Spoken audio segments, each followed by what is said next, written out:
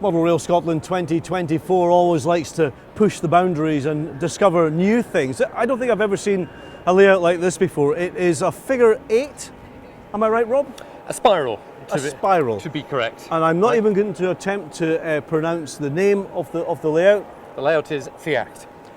I would never have got that. And what is the motivation for, I'm assuming, a Welsh layout of, and first of all, tell us the scale. Well, the scale is 009, so it's 9mm gauge track. That would be the same as N gauge, but the scale of the models is 4mm, which is the same as 00, hence you get 009. So put these next to your standard Hornby, Bachmann locomotive, they fit in terms of their ratio of size. And it is, I'm assuming, a Welsh branch line with a slate mine or a coal mine, or tell us about that. Well, this is the Festiniog Railway, and so what you're seeing is a real place.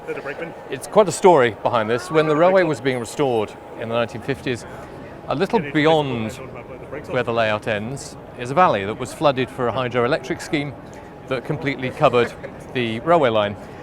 The preservationists were determined to reach Blaen y Festiniog, its historic terminus, so they decided to build their own diversion, which they called the deviation.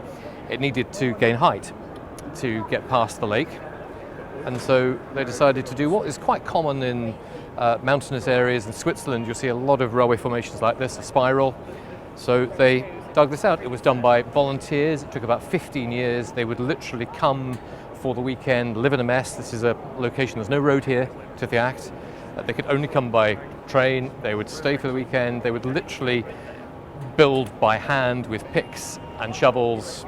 And tell us about the trains you run. They're very, very unusual.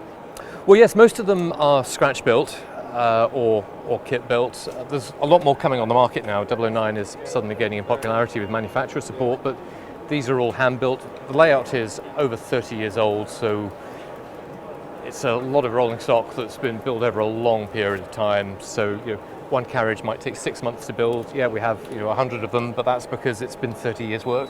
Yeah, and you described this as a layout that refused to die, and well, yes, sounds like it. It's been on the circuit for 25 years or more. Initially, it was based in the south of England, and then my father moved up to join me in Scotland and brought the layout with him. So it's getting a whole new lease of life because people in the top half of the country are discovering what was very popular down south about 20 years ago.